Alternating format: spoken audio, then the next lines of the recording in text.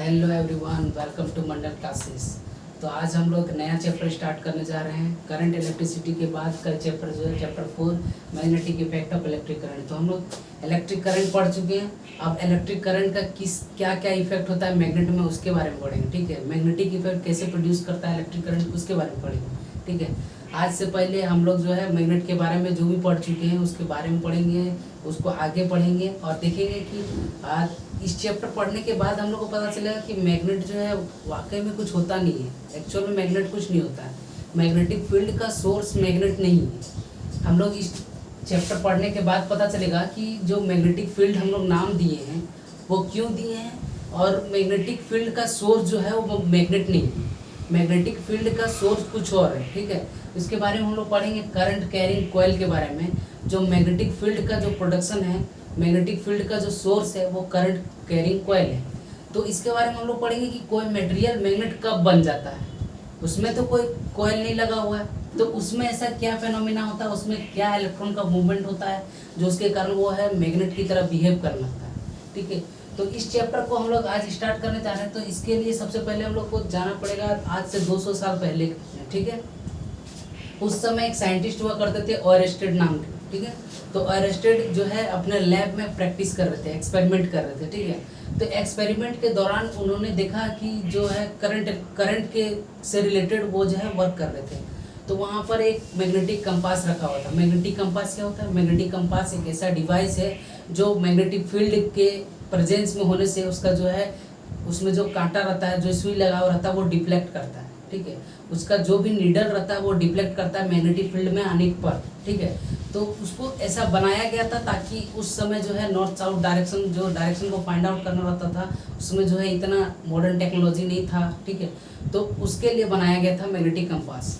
तो magnetic compass जब वो एक्सपेरिमेंट कर रहे थे तो उस टेबल पे रखा हुआ था, और जब वो प्रैक्टिस कर रहे थे अपना जो भी एक्सपेरिमेंट था उनका, ठीक है, उसके बाद उन्होंने देखा कि जो करंट जब भी उस वायर में जा रहा है, अनवांटेड वायर रहता है। ठीक है, अनवांटेड मीन्स जो वायर मतलब बोल सकते हैं उसमें जो है अभी जो वायर आता है वो जो है हम लोग को प्रोटेक्ट करने के लिए उस पर जो है प्लास्टिक का कवरिंग किया हुआ रहता है। ठीक है, अनवांटेड वायर उसको बोलते हैं जो सिर्फ वायर होता है जिसमें करंट प्रोड्यूस होता है, उसको टच करने पर शॉक लग सकता है। ठीक है, उसमें जो है प्रोटेक्टिव लेयर नहीं लगा हुआ रहता है। ठीक है, तो जब वो एक्सपेरिमेंट कर रहे थे और अनवांटेड वायर था, उस समय इतना डेवलपमेंट नहीं हुआ था, तो देख रहे थे कि जो मैग्नेटिक कंपास वो अपने आप डिफ्लेक्ट हो गया, अपने आप डिफ्लेक्शन दिखा रहा है। एक मैग्नेटिक कंपास जो है ऐसा रहता है। ठीक है, सॉरी सर्कुलर नहीं होता है, ऐसे रहता है। ये रहा मैग्नेटिक कंपास, और इसका नीडल जो है ऐसे रहता है, ऐसे रहता है। ठीक है, तो ये डायरेक्शन को शो करता है। जब उन्होंने देखा कि यहाँ पर कोई वायर था, ठीक है, सपोज ये कोई वायर था, और इसमें जब करंट पास हो रहा था तो यहाँ पर देखा गया कि ये जो भी नीडल है वो डिफ्लेक्ट होकर इधर आ गया, डिफ्लेक्शन शो कर रहा था। तो डिफ्लेक्शन जब उन्होंने इस चीज़ को देखा मैग्नेटिक कंपास में, जब उसका ध्यान गया उनका, ठीक है, तो उन्होंने सोचा कि यहाँ पर तो कोई आसपास जो है कोई ऐसा मैग्नेट नहीं रखा हुआ है, तो ये मैग्नेटिक फील्ड जो है यहाँ पर प्रोड्यूस कौन कर रहा है? मैग्नेटिक कंपास हो सकता है। उन्होंने चेक किया कि खराब तो नहीं है मैग्नेटिक कंपास, तो उन्होंने क्या किया, इस करंट के डायरेक्शन को अपोजिट कर दिया, करंट को डायरेक्शन को रिवर्स कर दिया। और जब करंट का डायरेक्शन को रिवर्स किया तो देख रहा है कि मैग्नेटिक कंपास जो है इधर डिफ्लेक्ट हो रहा है। अब उनको समझ में आ रहा था कि ये जो है ये इसमें कोई डिफेक्ट नहीं है, ये डिफ्लेक्ट कर रहा है मैग्नेटिक फील्ड के प्रेजेंस में ही। लेकिन उनको उस टाइम तक दुनिया में किसी को नहीं पता था कि जो मैग्नेटिक फील्ड है वो इलेक्ट्रिक करंट भी प्रोड्यूस कर सकता है। तो इसलिए उनके दिमाग में ये चीज़ चलने लगा कि जो मैग्नेटिक कंपास है ये क्यों डिफ्लेक्ट किया। अब मैग्नेटिक कंपास का डिफ्लेक्ट करने का रीज़न को जानने के लिए वो जो है बेताब हो गया, और उन्होंने एक्सपेरिमेंट इस पर स्टार्ट कर दिया।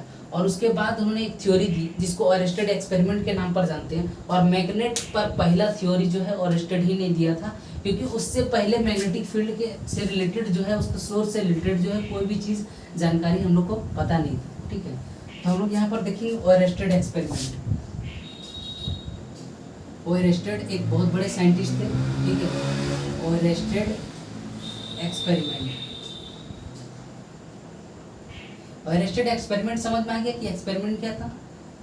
उन्होंने जब देखा कि कंपास में डिफ्लेक्शन है तो करंट का डायरेक्शन चेंज किया, तो डिफ्लेक्शन भी अपोजिट डायरेक्शन में शो होने लगा। तो इसका मतलब उनका माइंड में ये कैच किया कि जो इलेक्ट्रिक करंट इसमें पास हो रहा है वो कहीं ना कहीं मैग्नेटिक फील्ड जो है प्रोड्यूस कर रहा है, क्योंकि जो इंस्ट्रूमेंट यहाँ पर रखा हुआ है वो सिर्फ मैग्नेटिक फील्ड के प्रेजेंस में ही वर्क करता है। ठीक है, तो उसके बाद उन्होंने एक थ्योरी दिया, उसमें उन्होंने बताया। ठीक है, तो इसके बारे में लिखते हैं, during his experiment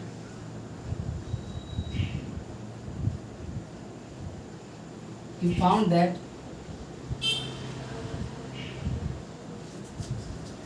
there is a deflection in magnetic compass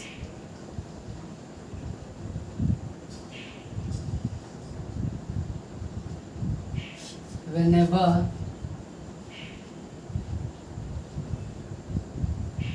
current is passed through unwounded wire. Unwounded wire मतलब समझ में आया, जिसमें प्रोटेक्टिव लेयर नहीं होता है। ठीक है, unwounded wire and on reversing the direction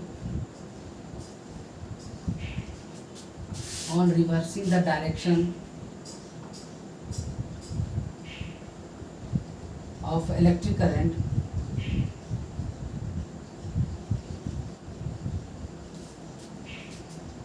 there is deflection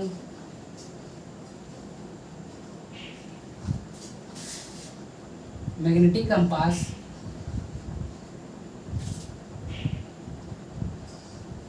in opposite direction।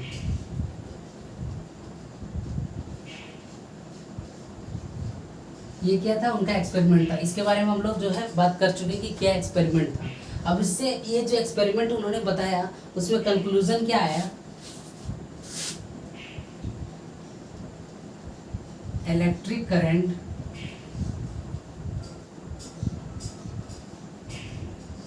Produces magnetic field. इस एक्सपेरिमेंट से हमको इतना ही बात पता चला। ठीक है, इलेक्ट्रिक करंट क्या करता है, मैग्नेटिक फील्ड प्रोड्यूस करता है। इसके बारे में और भी रिसर्च आगे चला और आगे पता चला कि क्या होता है, कैसे होता है। ठीक है, इसका स्ट्रेंथ कितना होता है, सब चीज़ के बारे में पढ़े। ठीक है, तो ये ऑरेस्टेड ने हमें बताया कि जो इलेक्ट्रिक करंट है वो मैग्नेटिक फील्ड प्रोड्यूस करता है। ठीक है, अब electric current magnetic field produce कर रहा है, इसका मतलब हम लोग ऐसे भी बोल सकते हैं कि इलेक्ट्रिक करंट क्या होता है, मूविंग चार्जेस प्रोड्यूस करता है इलेक्ट्रिक करंट। तो हम लोग बोल सकते हैं कि मूविंग चार्जेस जो है मैग्नेटिक फील्ड प्रोड्यूस करता है।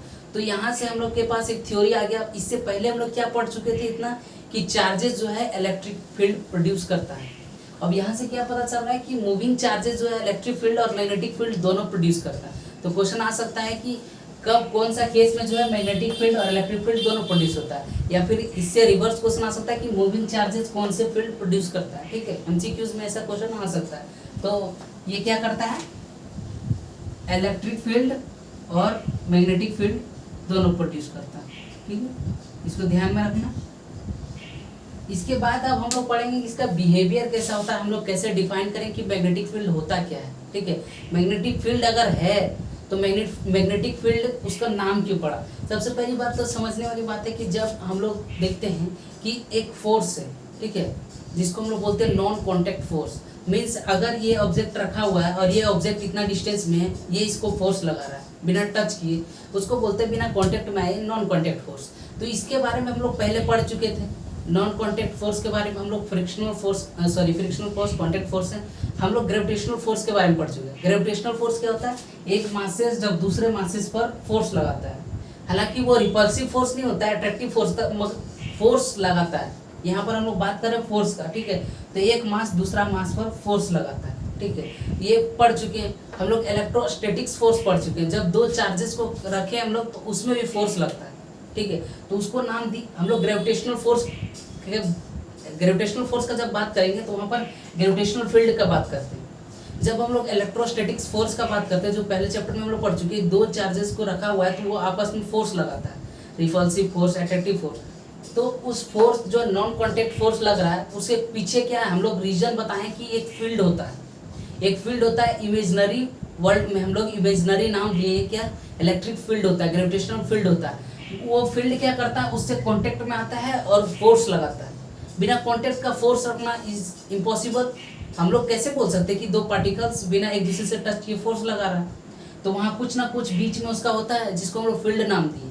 तो ग्रेविटेशनल फील्ड ग्रेविटी के केस में आया, इलेक्ट्रोस्टैटिक केस में इलेक्ट्रिक फील्ड आया, तो उसी के केस में हम लोग मैग्नेटिक फील्ड नाम दिए। अब मैग्नेटिक फील्ड का क्या प्रॉपर्टी, हम लोग क्यों इलेक्ट्रिक फील्ड से मैग्नेटिक फील्ड को अलग बता रहे हैं उसके बारे में अब पढ़ेंगे हम लोग, ठीक है। यहाँ तक हम लोग को पता चल गया कि जो मूविंग चार्जेस है वो magnetic field plus electric field दोनों बनाते हैं, ठीक है।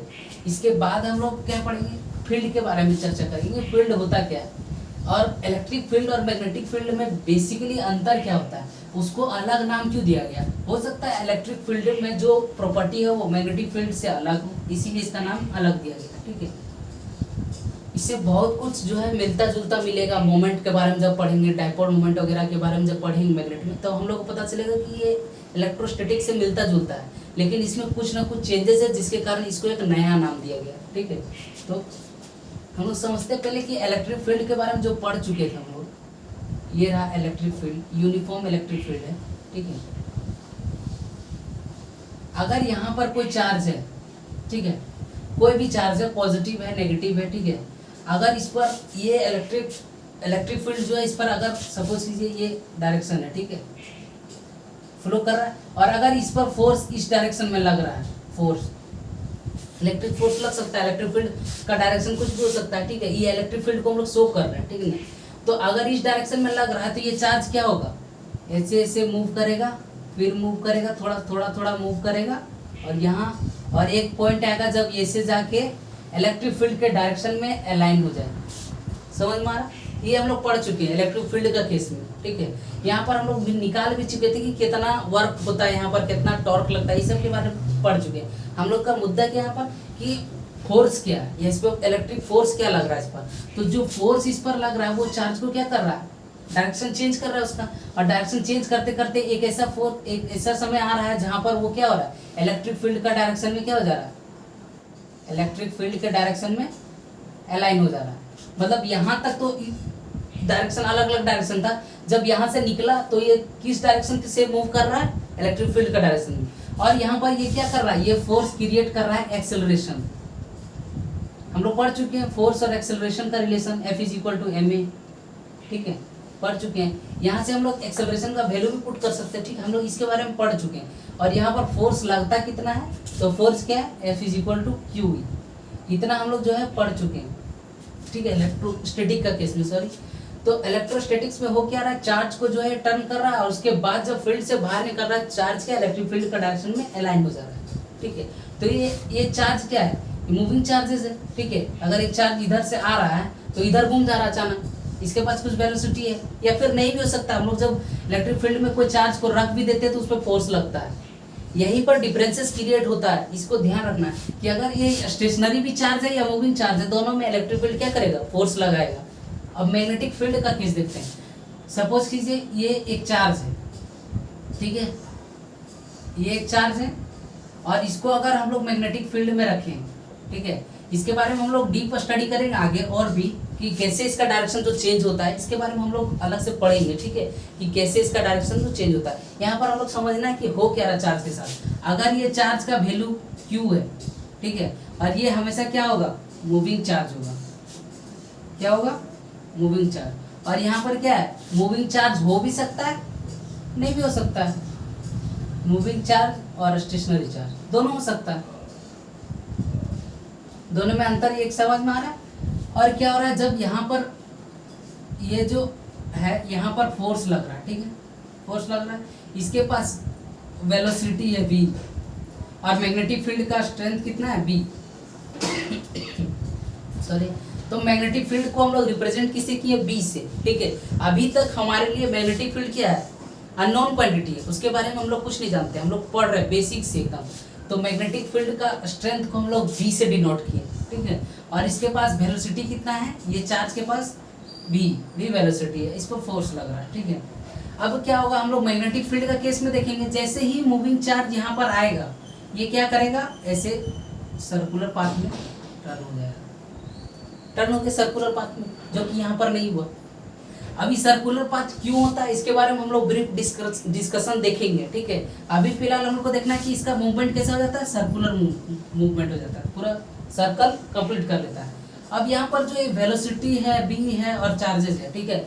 तो सबसे पहली बात तो एक थ्रेड लेकर हम लोग एक पत्थर लेते हैं, ठीक है। सपोज कीजिए ये एक पत्थर है और यहाँ पर थ्रेड से बांध के इसको हम लोग घुमा दें, बचपन में हम लोग करते थे, ठीक है। तो उससे क्या होगा, टेंशन प्रोड्यूस होता है। टेंशन के बारे में पढ़ चुके हैं। तो टेंशन क्या करता है, एक सेंट्रीपिटल फोर्स प्रोड्यूस करता है, जिसके कारण क्या करता है, वो सर्कुलर वे में घूमता है, ठीक है। वो सर्कुलर वे में घूमता है, तो इसका मतलब ई भी सर्कुलर वे में घूम रहा है, तो कहीं ना कहीं ये सेंट्रीपिटल फोर्स लग रहा है इसमें, ठीक है। सेंट्रीपिटल फोर्स क्या होता है, जो कोई भी पार्टिकल को एक पॉइंट्स के रेफरेंस पर सर्कल में घुमा दे, उसको क्या बोलते हैं, सेंट्रीपिटल फोर्स, ठीक है। तो यहाँ पर सेंट्रीपिटल फोर्स लग रहा है, इतना पता चल गया। अब ये जो वेलोसिटी है और बी है, इसका स्ट्रेंथ हम लोग बढ़ा घटा सकते हैं, ये हम लोग के ऊपर डिपेंड करता है। हालांकि इसके बारे में इतना जानकारी भी रखना है कि जब ये पार्टिकल घूमता है, चार्ज इस पर घूमता है, तो इस वेलोसिटी जो है वो चेंज नहीं होता है। क्यों नहीं होता इसके बारे में हम लोग पढ़ेंगे। और यहाँ पर क्या है, एक्सेलरेशन अगर प्रोड्यूस हो रहा है, एक्सेलरेशन अगर प्रोड्यूस हो रहा है तो वेलोसिटी क्या है, बढ़ रहा है, इंक्रीज हो सकता है, ठीक है। यहाँ पर वेलोसिटी ना बढ़ेगा ना घटेगा, कांस्टेंट वेलोसिटी रहेगा, ठीक है। और मैग्नेटिक फील्ड का स्ट्रेंथ जो है वो डिपेंड करता है कि हम लोग कितना लगा रहे हैं, ठीक है।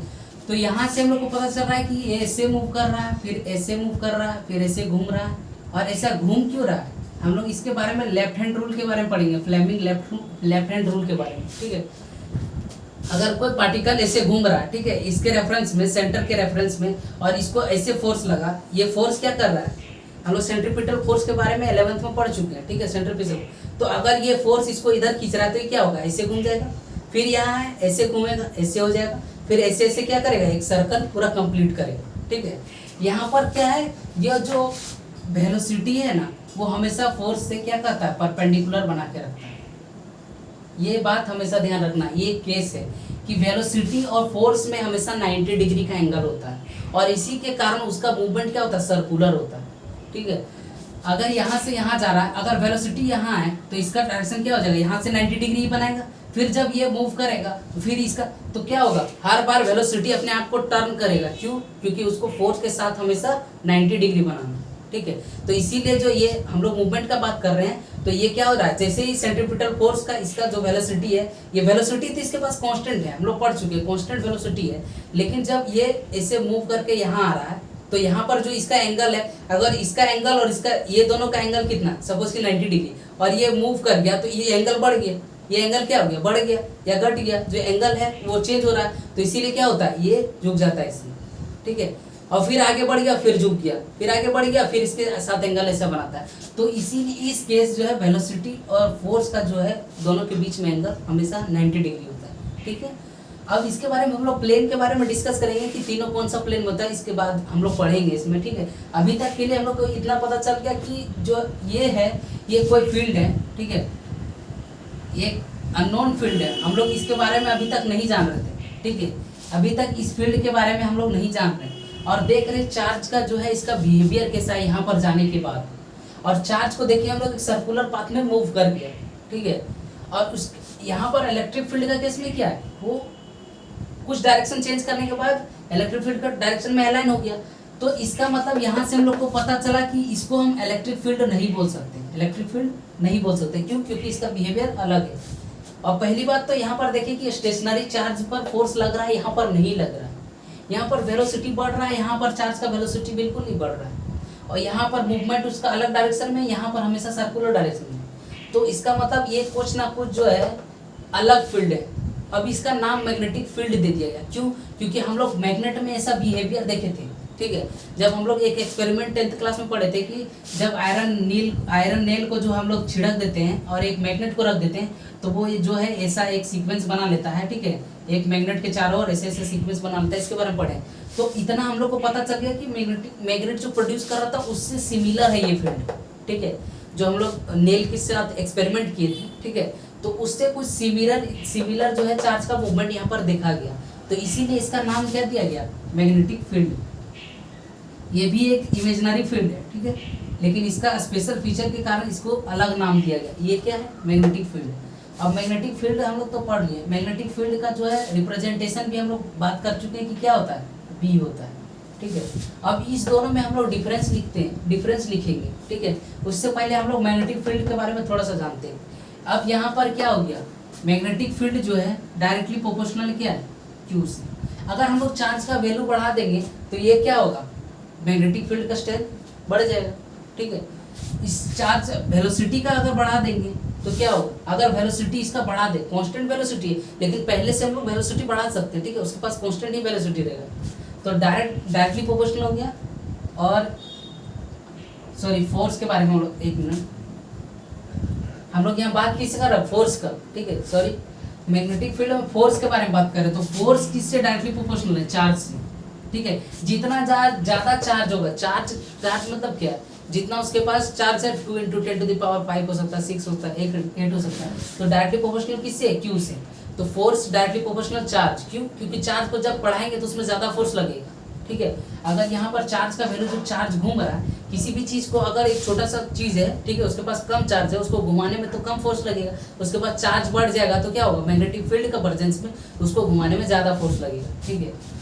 और directly force is directly proportional to velocity. अगर वेलोसिटी इसका इंक्रीज करेंगे तो फोर्स ज्यादा होगा, क्यों, क्योंकि इसके बारे में हम पढ़ चुके हैं, कब, प्लेनेट को हम लोग देख सकते हैं कि जिसके पास मास ज्यादा है या फिर उसके पास, जिसके पास वेलोसिटी ज्यादा है, उसको घुमाने में जो है सेंट्रीफ्यूगल फोर्स जो है ज्यादा लगता है, वहां पर हम लोग देख सकते हैं इस केस को, ठीक है। तो वेलोसिटी पर डायरेक्टली प्रोपोर्शनल है और मैग्नेटिक फील्ड पर भी डायरेक्टली प्रोपोर्शनल है। अगर मैग्नेटिक फील्ड का स्ट्रेंथ को बढ़ा दें, ठीक है, तो वहां पर फोर्स क्या होगा, बढ़ जाएगा। तो यहाँ से हम लोग का क्या रिलेशन आया, F इज इक्वल टू के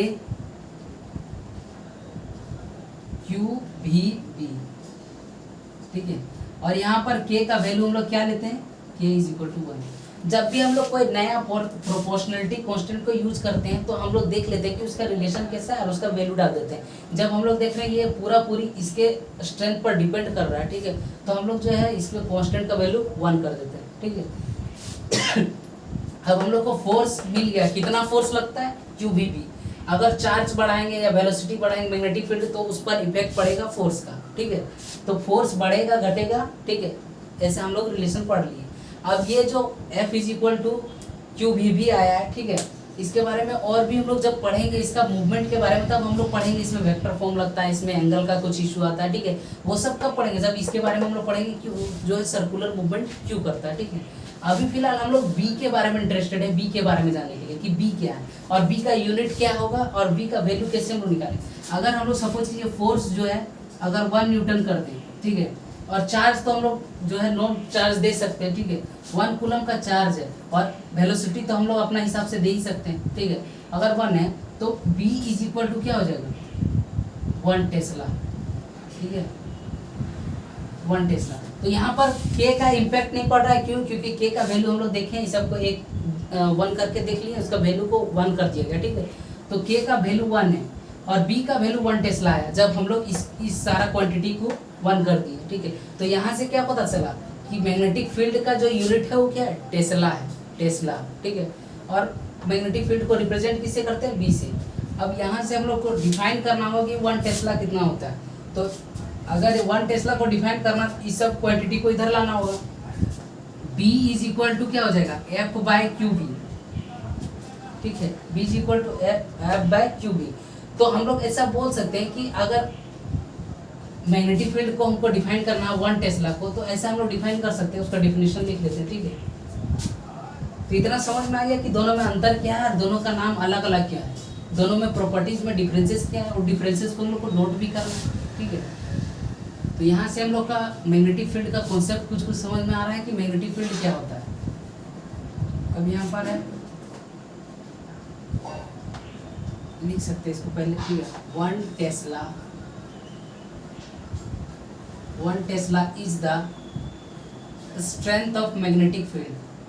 क्या है, strength of magnetic field, strength of magnetic field when a current of when a current of 1 coulomb, sorry charge current लिख रहे हैं, करंट का रिलेशन नहीं है यहाँ पर। when a charge of 1 coulomb is moving with velocity of 1 meter per second and produces a force of 1 Newton।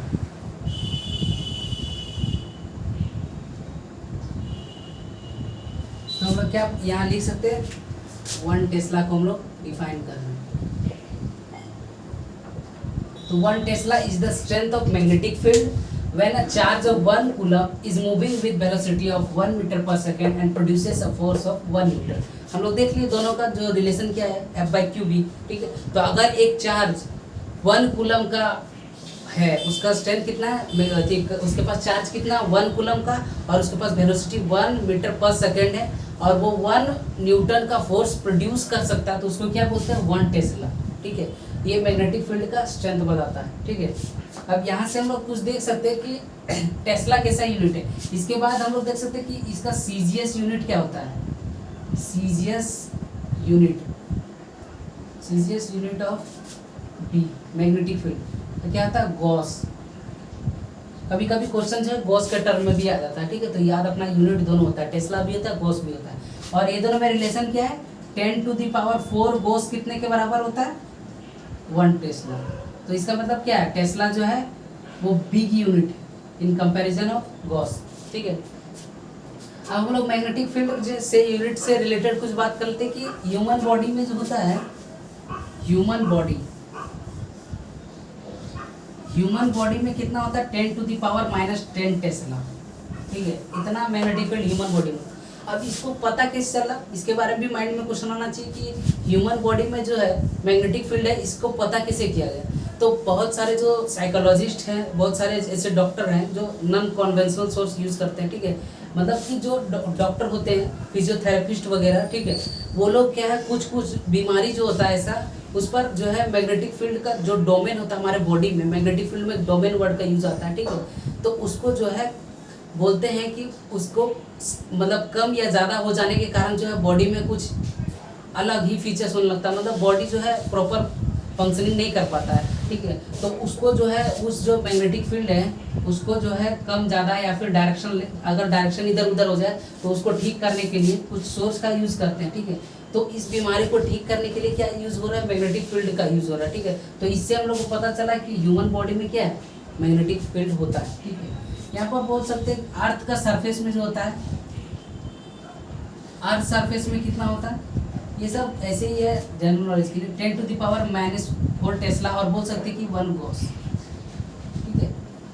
और भी चीज़ें हैं, जैसे सबसे कम मैग्नेटिक फील्ड कहाँ होता है, इंटरस्टेशियल स्पेस, इसका नाम आप लोग पढ़े होंगे, ठीक है। अगर आप लोग को ये सब स्पेस के बारे में पढ़ना अच्छा लगता है तो इंटरस्टेशियल स्पेस में क्या कितना होता है, 10⁻⁻12 होता है, ठीक है, 10⁻⁻12 टेस्ला। तो ये सबसे कम देखा गया मैग्नेटिक फील्ड, ठीक है। और सबसे ज़्यादा मैग्नेटिक फील्ड कहाँ देखा गया, तो न्यूट्रॉन स्टार होता है, न्यूट्रॉन स्टार होता है जिसके पास कितना मैग्नेटिक फील्ड होता है, 10⁸ टेस्ला, ठीक है।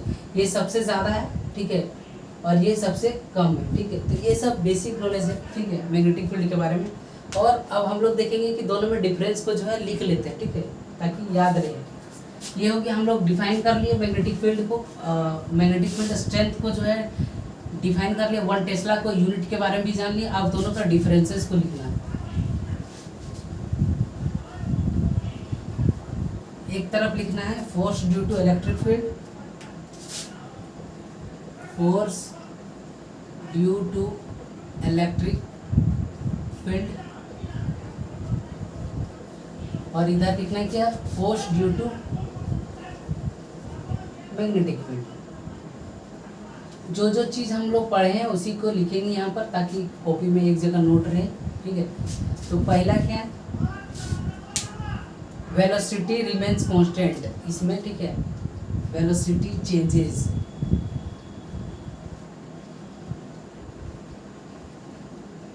As force produces acceleration.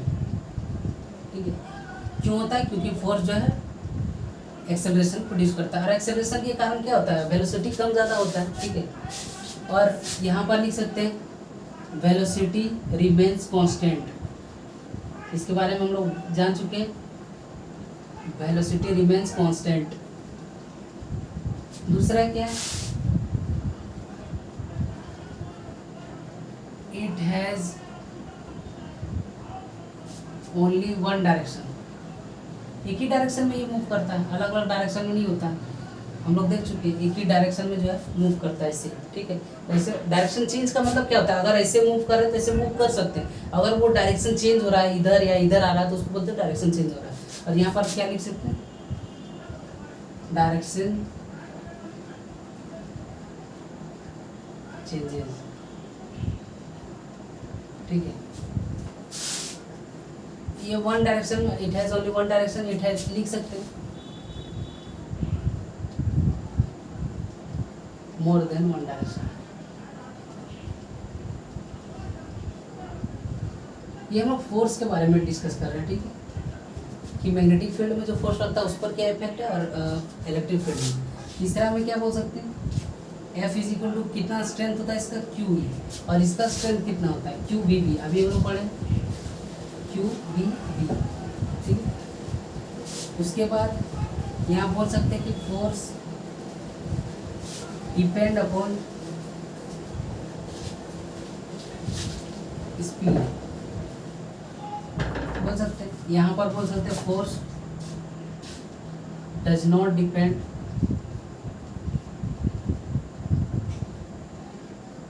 एक मिनट, हम लोग यहाँ इलेक्ट्रिक फील्ड लिखे हैं ना, तो हम लोग को सोचने का जरूरत है कि फोर्स किस पर डिपेंड करता है। ठीक है, तो फोर्स यहाँ वेलोसिटी पर डिपेंड करता है और यहाँ पर नहीं करता। इस चीज़ को याद रखना। ठीक है, अगर कहीं पर मिस्टेक हो रहा है वो चीज़ को आपको ज़्यादा माइंड मेकअप करना है। ठीक है, कहाँ पर हम भी मिस्टेक कर सकते हैं। Force does not depend upon speed. क्यों नहीं करता है? क्योंकि उसका जो एक्सेलरेशन प्रोड्यूस करना अलग है। ठीक है, और यहाँ क्या? Force does not, force depend upon speed या वेलोसिटी, कुछ भी लिख सकते हैं। स्पीड पर करता है क्योंकि हम लोग देखें भी कि इसका रिलेशन क्या डायरेक्टली प्रोपोर्शनल है। अगर वेलोसिटी को बढ़ाएंगे तो फोर्स भी बढ़ेगा, लेकिन यहाँ पर वेलोसिटी का रिलेशन नहीं है क्योंकि फॉर्मूला में यहाँ पर वेलोसिटी का जिक्र नहीं है। ठीक है, यहाँ पर चार्ज और इलेक्ट्रिक फील्ड का स्ट्रेंथ से जो है फोर्स डिफाइन होता है। ठीक है, और फोर्स जो है कम ज़्यादा होता है। यहाँ पर क्या है? वी जो है फैक्टर है फोर्स के लिए। ठीक है, तो ये चारों जो है डिफरेंसेस है इसके। ठीक है, इसके बाद हम लोग देख रहे हैं कि थोड़ा सा फ्लेमिंग लेफ्ट हैंड रूल भी समझना जरूरी है, उसको भी समझ लेते हैं। फ्लेमिंग लेफ्ट हैंड रूल, उसके बाद हम लोग पढ़ेंगे लॉरेंज फोर्स के बारे में। लॉरेंज एक साइंटिस्ट थे, उनके नाम पर जो है दिया गया। तो यहाँ पर क्या पढ़ने जा रहे हैं? Fleming left hand rule. ये हम लोग पढ़ चुके हैं 10th में, फ्लेमिंग लेफ्ट हैंड रूल। ठीक है, तो फ्लेमिंग लेफ्ट हैंड रूल को समझना है। अपना जो है लेफ्ट हैंड को जो है ऐसे खोलना है। ठीक है, उसके बाद जो है ऐसा डायरेक्शन बनाना। ठीक है, और तीनों जो है ऐसा डायरेक्शन में होना चाहिए, म्यूचुअली परपेंडिकुलर होना चाहिए, परपेंडिकुलर डायरेक्शन में।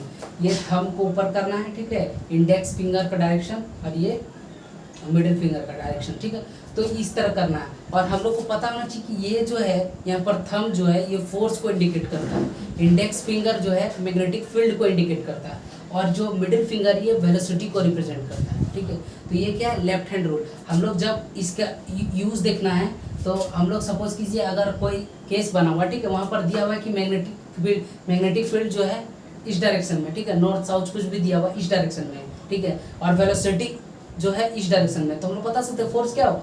अपवर्ड होगा। ठीक है, इसको ऐसे केस भी लगा सकते हैं, ऐसे भी मूव कर सकते हैं। ठीक है, ऐसे मूवेबल होना चाहिए ताकि एग्जाम में जो है अगर दो चीज़ का डायरेक्शन दिया हुआ तो तीसरा इजीली निकाल सकते हैं। ठीक है, इसको मूव करने का होना चाहिए। ठीक है, ऐसे भी हो सकता है फोर्स नीचे हो जाए, लेकिन इस चीज़ को जो है कांस्टेंट रखना है और इसको हम लोग चेंज कर सकते हैं। ठीक है, इसको अगर हम लोग देख रहे हैं कि कैसे करें, चेंज कैसे करें, तो अगर मैग्नेटिक फील्ड को रख दे तो इसको चेंज कर सकते हैं इससे। ठीक है, फिंगर को इधर उधर कर सकते हैं और डायरेक्शन फाइंड आउट कर सकते हैं। तो यहाँ पर लिख भी सकते हैं ठीक है, ये रहा, ये 3D दिखाने के लिए इस तरह होता है, ठीक है, होता सब 90 डिग्री है एक दूसरे से, ठीक है। ये क्या है, थंब, ये किसको दिखाता है, फोर्स को। ये क्या है, इंडेक्स फिंगर, इंडेक्स फिंगर किसको रिप्रेजेंट करता है, बी, मैग्नेटिक फील्ड, ठीक है। और मिडिल फिंगर जो है वो किसको दिखाता है, वेलोसिटी को, मिडिल फिंगर वेलोसिटी, ठीक। ये फोर्स का केस में हम लोग इसको यूज कर सकते हैं, ठीक है, ऐसे ऐसे करना है, ठीक है। ये क्या है, वेलोसिटी का डायरेक्शन है, ये वेलोसिटी का, ये मैग्नेटिक फील्ड का, ये फोर्स, ठीक है। ये हो गया लेफ्ट हैंड रूल। अब हम लोग पढ़ेंगे लॉरेंज फोर्स के बारे में। लॉरेंज फोर्स क्या है, तो लॉरेंज एक साइंटिस्ट थे, ठीक है। उन्होंने जो है एक फोर्स के बारे में बताया, क्योंकि जब हम लोग मूविंग चार्जेस का बात कर रहे हैं तो हम लोग पहले ही बात किए कि मूविंग चार्जेस क्या, इलेक्ट्रिक फील्ड और मैग्नेटिक फील्ड दोनों प्रोड्यूस करता है। तो मूविंग चार्जेस में कितना फोर्स लगता है, टोटल फोर्स कितना लगता है, उसको कैलकुलेट करके किसने बताया, लॉरेंज ने, ठीक है। तो इसीलिए इसका नाम क्या हो गया, Lorentz force, Lorentz force. Lorentz force बता सकते हैं हम लोग, ठीक है। पहले तो हम लोग को फोर्स जो है दोनों में कितना होता है वो लिखना है। F इज इक्वल टू क्या हो जाएगा, अगर एक मूविंग चार्ज का बात कर रहे हैं तो इलेक्ट्रिक फील्ड भी प्रोड्यूस कर रहा है, मैग्नेटिक फील्ड, तो F is equal to q E हो जाएगा, ठीक है। F is equal to q E plus q B B, ठीक है। क्यू बी भी कहाँ होता है, मैग्नेटिक फील्ड में, तो यहाँ से हम लोग क्यू को कॉमन ले सकते हैं और ई प्लस भी बी, और यहाँ पर हम लोग पढ़ेंगे कि इसको ऐसे फॉर्म में भी लिख सकते हैं, ठीक है। और क्यों होता है क्रॉस, इसके बारे में हम लोग पढ़ेंगे, ठीक है। कोई भी जो एंगल का रिलेशन बनता है, जैसे कहीं भी साइन थीटा या कॉस थीटा अपने आप नहीं लग जाता, ठीक है, उसका कुछ ना कुछ साइन और कॉस के साथ रिलेशन होता है, इसीलिए उसको वेक्टर फॉर्म दिया जाता है, ठीक है। इसके बारे में हम लोग और डीपली पढ़ेंगे, ठीक है। तो ये क्या हो गया, ये लॉरेंज फोर्स है। ये क्या बता रहा है, टोटल फोर्स कितना लगेगा, ठीक है, एक जब मूविंग चार्जेस रहेगा, ठीक है। हम लोग बार बार डिस्कस कर रहे हैं, जब भी वर्ड कर रहे हैं मूविंग चार्जेस का, क्योंकि सिर्फ चार्जेस के केस में जो है मैग्नेटिक फील्ड अपना फोर्स लगाता ही नहीं है, क्यों, क्योंकि उसके पास कंडीशन है कि वेलोसिटी होना चाहिए, ठीक है। तो मूविंग चार्जेस ही मैग्नेटिक फील्ड प्रोड्यूस कर सकता है, या फिर मैग्नेटिक फील्ड में मूविंग चार्जेस पर ही फोर्स लगता है, ठीक है। इसके बारे में पढ़े अलग अलग, जो जिसको जैसे अलग अलग पढ़ते हैं हम लोग मासेस के बारे में ग्रेविटेशनल फील्ड में, ठीक है। यहाँ पर क्या मूविंग चार्जेस का केस है, तो moving charges magnetic field produce करता है, और मैग्नेटिक फील्ड में जब मूविंग चार्जेस आता है तो भी उस पर फोर्स लगता है, ठीक है, तभी उस पर फोर्स लगेगा जब उस पर मूविंग चार्जेस आए, ठीक है। दोनों का रिलेशन एक दूसरे के साथ है। ये लॉरेंज फोर्स हो गया। लॉरेंज फोर्स से हम लोग को पता चला कि दोनों का स्ट्रेंथ कितना होगा, ठीक है। अब हम लोग पढ़ेंगे force on current carrying conductor. Current carrying conductor में जो है कितना फोर्स लगता है, क्योंकि हम लोग तो बात कर रहे हैं करंट जो है मैग्नेटिक फील्ड प्रोड्यूस कर रहा है, ठीक है। तो करंट कैरिंग कंडक्टर में कितना फोर्स लगेगा, ठीक है, क्योंकि वहाँ पर भी जो चार्जेस जो है मूव कर रहा है, मूविंग चार्जेस है, ठीक है। अगर उसको हम लोग क्या बात करें कि मूविंग चार्जेस को मैग्नेटिक फील्ड में रखे तो फोर्स लगता है, तो अगर एक वायर है जिसमें करंट पास जा रहा है, मतलब करंट है उसमें, तो मूविंग चार्जेस है। अगर उसको मैग्नेटिक फील्ड का प्रेजेंस में रख दें, ठीक है, अगर ये करंट कैरिंग कंडक्टर है, यहाँ पर मैग्नेटिक फील्ड का डायरेक्शन इस तरह है, इस पर कुछ ना कुछ फोर्स लगेगा, ठीक है। उसके बारे में हम लोग डिस्कस कर रहे हैं। सपोज कीजिए ये रहा, ठीक है, ये हमारा क्या है कंडक्टर, इसमें करंट कितना जा रहा है, आई जा रहा है, ठीक है। और सपोज कीजिए ये रहा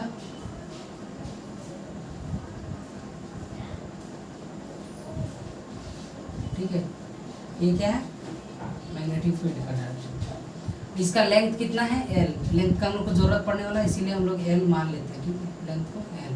तो ये क्या है करंट कैरिंग कंडक्टर है, इसको मैग्नेटिक फील्ड का प्रेजेंस में रखें तो इस कंडक्टर पर कितना फोर्स लगेगा। हम लोग बार बार जिक्र कर रहे हैं कि मूविंग चार्जेस मैग्नेटिक फील्ड में रहेगा तो क्या होगा, उस पर फोर्स लगेगा। तो इसके पास मूविंग चार्जेस है और इसको मैग्नेटिक फील्ड में रखें तो इसका मतलब यहाँ पर कुछ ना कुछ फोर्स लगेगा, ठीक है। तो हम लोग इसके बारे में डिस्कस करते हैं। फोर्स कितना होता है F is equal to q v B, इतना ही फोर्स लगता है, ठीक है। खैर वेक्टर का भी जरूरत नहीं हम लोग, क्यू वी बी फोर्स लगता है इसमें, ठीक है। और एंगल के बारे में भी हम लोग नहीं पढ़े, इसीलिए नहीं बता रहे कि q v B sine theta होता है, उसके बारे में हम लोग जब डीप स्टडी करेंगे, जब उसका मूवमेंट देखेंगे कि सर्कुलर क्यों हो जाता है, तब पता चलेगा, ठीक है। तो F is equal to q v B, ठीक है। तो हम लोग सिंपली इसमें कर सकते हैं F is equal to q by t into v into t into v, ठीक है। ऐसा हम लोग कर सकते हैं मैथमेटिकल कैलकुलेशन में, क्या कोई भी क्वांटिटी को जो है मल्टीप्लाई डिवाइड कर सकते हैं। तो यहाँ पर लिख देते हैं ऑन मल्टीप्लाइंग एंड डिवाइडिंग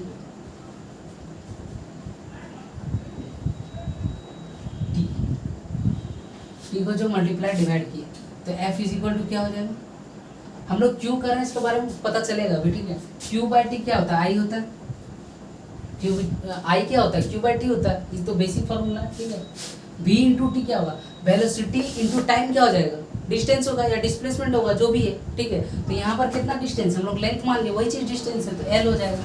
क्यों एल हो रहा है, यहाँ समझना चाहिए कि वेलोसिटी होता क्या है, डिस्टेंस अपॉन टाइम, यही ना होता है। और अगर इसको हम लोग, अगर ये वेलोसिटी है, इसको अगर हम लोग डिवाइड कर दें टाइम से, ठीक है, तो ये दोनों तो कट जाएगा, बचेगा क्या, डिस्टेंस, वही चीज़ लिखे, कंफ्यूज नहीं होना, ठीक है। और यहाँ पर लेंथ कितना है, एल है, तो डिस्टेंस को हम लोग क्या मान लिए, एल, यहाँ पर क्या आ गया, एल, और मैग्नेटिक फील्ड कितना है, बी, ठीक है। इसको थोड़ा बड़ा लिखते हैं, एल, तो यहाँ पर फोर्स कितना आया, बी आई एल, ठीक है। अब यहाँ पर एंगल का इंक्लाइनेशन जब देखेंगे तो हम लोग को पता चलेगा कि आई और बी आई एल क्या होता है, साइन थीटा होता है। अब ये साइन थीटा क्यों आया, इसके बारे में हम लोग को जानना जरूरी है। जब हम लोग देखें कि जो इसमें जो एल है, इसमें एल हम लोग किसको माने, बी के रिस्पेक्ट माने, बी को जब टी से मल्टीप्लाई किए तब एल आया, इसका मतलब यहाँ पर एल क्या है, वेक्टर फॉर्म में आया है, क्यों, क्योंकि वेलोसिटी वेक्टर था। तो यहाँ पर एंगल किसके किसके बीच में लिया जा रहा है, ये दोनों के बीच में, ठीक है। ऐसे लिख सकते हैं हम लोग, ठीक है, ये दोनों के बीच में आया है, थोड़ी आई लिखा हुआ है यहाँ पर, पहले आई, ठीक है, इसको लिख सकते हैं सिंपली ऐसे ही याद करने के लिए, ठीक है। तो यहाँ पर बोल सकते हैं ये वेक्टर फॉर्म में आया, ये वेक्टर, ये चीज़ समझना बहुत जरूरी है कि लेंथ को हम लोग वेक्टर नहीं बोल रहे हैं, हम लोग वेलोसिटी को जो है लेंथ के टर्म में तोड़े हैं, डिस्टेंस के टर्म में, इसीलिए इसको वेक्टर ले रहे हैं। तो ये दोनों में जो वेक्टर मल्टीप्लिकेशन में साइन थीटा आता है, लेकिन ये चीज़ नहीं भी समझ में आता तो यहाँ समझ सकते हैं कि जब इसका इंक्लाइनेशन हम लोग बढ़ाते घटाते ना, अगर इसका आंसर ऐसे थीटा लेंगे या फिर यहाँ पर थीटा रखेंगे पूरा पूरी, या फिर हम लोग ऐसे ले लें, ठीक है। तो यहाँ पर हम लोग क्या देखते हैं, पूरा पूरी में देखते हैं कि थीटा जो है क्या है, हम लोग साइन थीटा में एक चीज़ पढ़ चुके हैं कि वैल्यू जो है 0 से 1 तक बढ़ते जाता है, घटता नहीं बीच में। तो यहाँ पर भी जब हम लोग अलग अलग थीटा में रख के देखें तो कम थीटा में कम वैल्यू आ रहा था, 0 डिग्री। अगर सपोज कीजिए ये रहा कंडक्टर, ठीक है, और मैग्नेटिक फील्ड का भी डायरेक्शन ऐसे है, तो यहाँ पर फोर्स 0 लगी। ऐसा हम लोग क्या किए, थीटा पर रख के देखें, अलग अलग थीटा पर रख के देखें इस कंडक्टर को, ठीक है। तब क्या पता चला कि कम थीटा जो रहता है उस पर कम वैल्यू आ रहा है, धीरे धीरे थीटा जब बढ़ रहा है 90 तक जा रहा है, तो 90 पर मैक्सिमम थीटा रहता है। जब 90 डिग्री में आता है तो इसका वैल्यू जो है मैक्स हो जाता है। और ऐसा कौन सा ट्रिग्नोमेट्रिक रेशियो है जो इस प्रोसेस को फॉलो कर रहा है, तो साइन थीटा, इसीलिए साइन थीटा आता है, ठीक है। तो कोई भी जो थीटा का पोर्शन फॉर्मूला में आता है वो क्यों आता है, उसको टेस्ट किया जाता है, ठीक है, एक्सपेरिमेंट किया जाता है उस पर, उसके बाद दिया जाता है। तो यहाँ पर अलग अलग थीटा में रख के देखे तो इसका वैल्यू क्या कर रहा था, धीरे धीरे धीरे धीरे इंक्रीज कर रहा था 90 तक, ठीक है, 90 तक। उसके बाद का वैल्यू तो हम लोग जानते हैं, ठीक है। तो इसीलिए साइन थीटा यहाँ पर लिया गया। और अगर एथिक्स और जो हम लोग का फॉर्मूला है वेक्टर के टर्म में, उसमें जाना है तो यहाँ पर देख सकते हैं कि एल को जो है हम लोग वेलोसिटी से तोड़े। जब कोई वेक्टर को तोड़ के स्केलर चीज में लाते हैं हम लोग, तो उस स्केलर को वेक्टर के तौर पर देखा जाता है। हम लोग अभी आगे जब बायो सर्वट लॉ पढ़ेंगे वहाँ भी डीएल का केस आता है, ठीक है। तो हम लोग डीएल जो करंट एलिमेंट मानते हैं, ठीक है, वो चीज़ अभी नहीं पढ़ रहे हम लोग, बाद में जब पढ़ेंगे उसका हिंट दे रहे हैं। जब वो करंट एलिमेंट को पढ़ेंगे तो हम लोग उसको पॉइंट सोर्स के तौर पर मानते हैं, एक छोटा सा सोर्स मानते हैं, उसी को इंटीग्रेट करके एल आता है, ठीक है। तो उस चीज को भी हम लोग वेक्टर मानते हैं, ठीक है। तो यहाँ समझ में आ गया कि एल जो है वेक्टर का काम क्यों कर रहा है, ठीक है, क्योंकि वेलोसिटी से इसको तोड़ के लाया है, ठीक है। तो यहाँ पर अगर हम लोग एक बात को आपको समझना जरूरी है कि अगर वेलोसिटी यहाँ पर वेक्टर चीज था कोई भी, तो यहाँ पर वेक्टर रिलेशन शो कर रहा था। अगर उसको मल्टीप्लाई और डिवाइड करके हम लोग उसको स्केलर स्केलर यूनिट में ले आए, स्केलर क्वांटिटी में ले आए, तो वहाँ पर जो वो फॉलो कर रहा था वो तो वेक्टर ही फॉलो कर रहा था, वेक्टर फॉलो कर रहा था, जो भी फॉर्मूला कोई भी फॉर्मूला हो, ठीक है। तो अगर ये वेक्टर चीज को फॉलो कर रहा है और इसका फॉर्मूला हम लोग स्केलर के टर्म में ला रहे हैं, तो वो दोनों का मल्टीप्लीकेशन कैसा रहेगा, मल्टीप्लीकेशन हमेशा वेक्टर रहेगा, चाहे वो यूनिट स्केलर के टर्म में हम लोग ले आए, ठीक है। तो इसीलिए यहाँ पर एल आया, ठीक है। तो यहाँ पर क्या होगा, B I L sine theta. तो हम लोग पढ़ लिए force on current carrying conductor.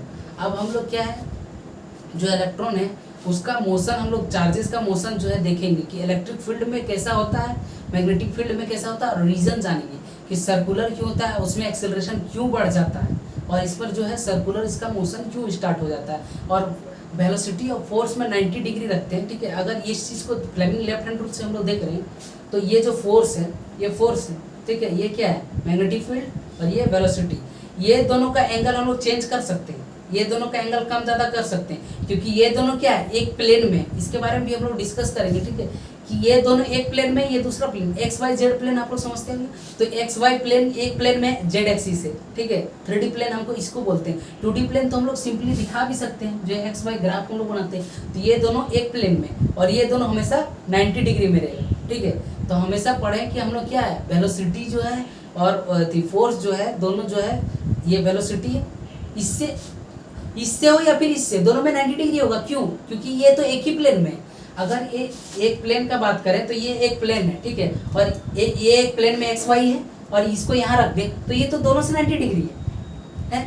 इसका एंगल भले चेंज कर दें हम लोग, यहाँ पर कुछ भी लाइन रहेगा, इसका वैल्यू अगर हम लोग इसका यहाँ पर देखें, 2D प्लेन में नहीं समझ में आ रहा है, तो यहाँ पर अगर देखें तो ये दोनों के बीच में एंगल चेंज कर सकते हैं, लेकिन ये जो एंगल है, ये फोर्स जो है, ये हमेशा 90 डिग्री है फोर्स के वेलोसिटी के साथ, ठीक है। तो वो चीज़ ध्यान रखना है कि हम लोग इसको चेंज कर सकते हैं, ठीक है। यहाँ पर थीटा पर भी डिपेंड करता है, वहाँ भी, ठीक है। जो फॉर्मूला हम लोग क्यूबीपी पढ़े हैं, वहाँ भी थीटा का रिलेशन आता है, ठीक है, उसको हम लोग नेक्स्ट वीडियो में पढ़ेंगे। तो आज के लिए इतना ही, ठीक है। तो जो भी पिछला चैप्टर हम लोग पढ़ चुके हैं उसका रिवीजन करना है और क्वेश्चन को प्रैक्टिस करना है, ठीक है। और आज से ये जो चैप्टर हम लोग पढ़ने जा रहे हैं, ठीक है, पढ़ रहे हैं, स्टार्टिंग कर चुके हैं, ठीक है, उसका एनसीईआरटी जो है बुक पढ़ सकते हैं, ठीक है। अलग अलग सोर्स नहीं यूज करना है, लेकिन यहाँ से पढ़ने के बाद कम से कम ये देखना है कि हम लोग जो पढ़ रहे हैं वो सही डायरेक्शन है, हम लोग जो बुक के हिसाब से पढ़ रहे हैं। ऐसा नहीं हो कि हम लोग सिलेबस के बाहर पढ़ रहे हैं या फिर कुछ टॉपिक को स्किप कर रहे हैं। तो ठीक है, अपने ऊपर भी सेल्फ रखना है कि कॉन्फिडेंस रखना और पढ़ना आगे, ठीक है। Bye bye.